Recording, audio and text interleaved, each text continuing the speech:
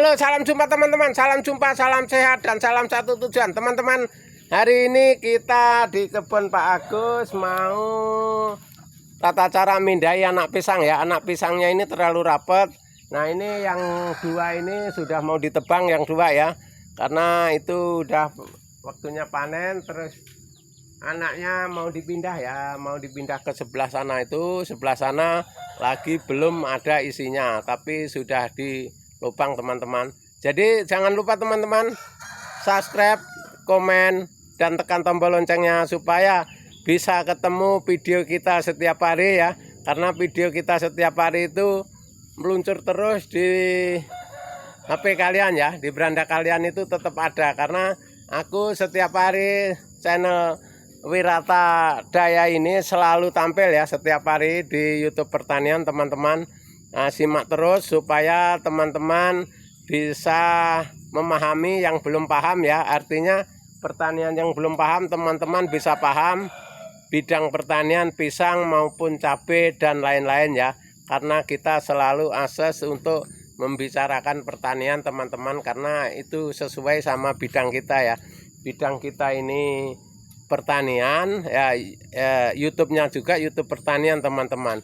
Untuk mengetahui teman-teman yang belum paham supaya bisa paham, dan teman-teman kalau mau misalkan ada kurang paham, mau ada pertanyaan, bisa di link di deskripsi ya, itu bisa dicari di situ untuk penjelasan lain-lain. Perlu pertanyaan bisa di situ. Jadi teman-teman, untuk budidaya pisang ini teman-teman, ini modalnya ringan tapi harus perlu ketekunan ya. Yang diperlukan itu hanya kita yakin bahwa pisang itu hasilnya lumayan gitu ya.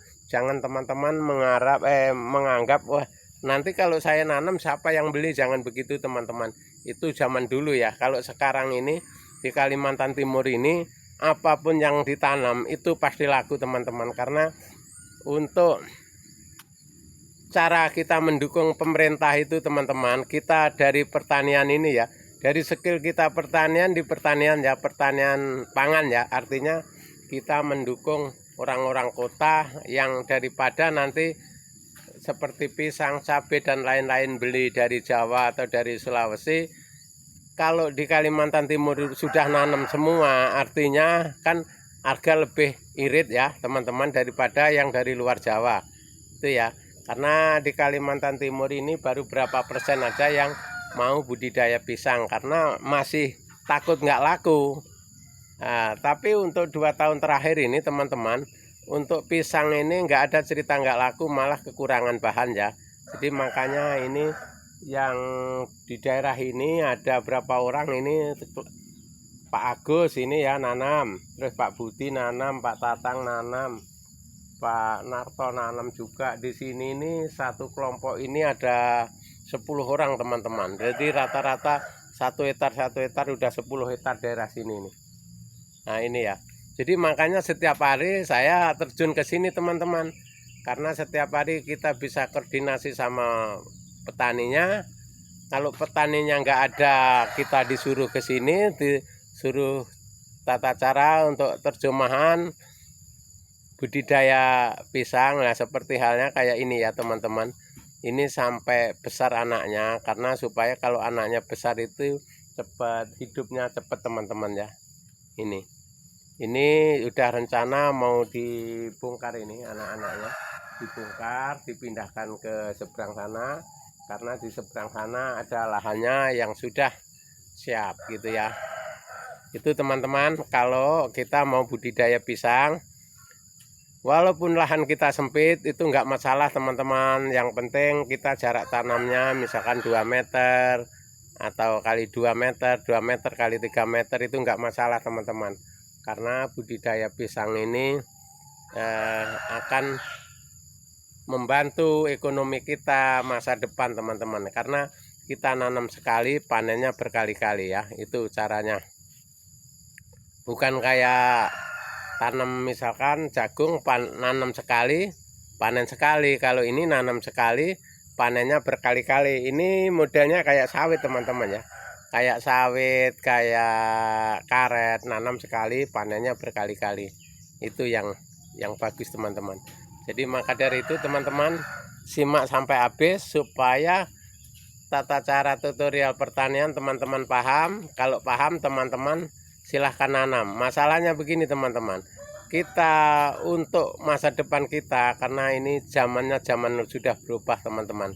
Apapun yang kita tanam kita laku dijual, dan kita apapun yang kita usaha, kita buka usaha pasti jadi teman-teman. Pasti jadi, kuncinya tekun aja, tekun dan rajin dan telaten.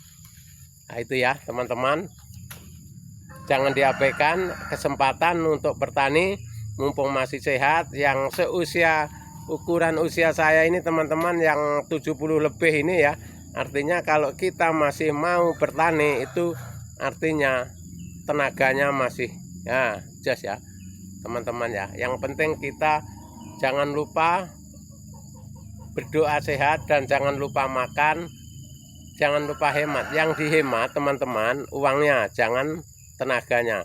Kalau tenaganya yang kalian hemat, kita tidak akan berkembang teman-teman. Yang dihemat itu keuangannya aja bisa dihemat, tapi kalau tenaganya mumpung masih sehat kita gaspol ya, supaya itu kalau kita gaspol sesuai sama keinginan kita tercapai teman-teman ya. Tapi kalau kita nanti aja itu bakal mundur teman-teman, nggak akan maju ya. Itu cara kerja kita teman-teman di pertanian. Simak untuk jangka waktu jam kerja teman-teman ya. Jam kerja teman-teman kalau ada waktu 1 jam atau 2 jam itu jangan diabaikan ya. Itu harus dibawa ke kebun supaya kalian tidak nganggur dan sesuai sama hasilnya. Itu ya cara kerja kita di kebun. Oke teman-teman, terima kasih ya. Sampai jumpa di video kita yang akan datang.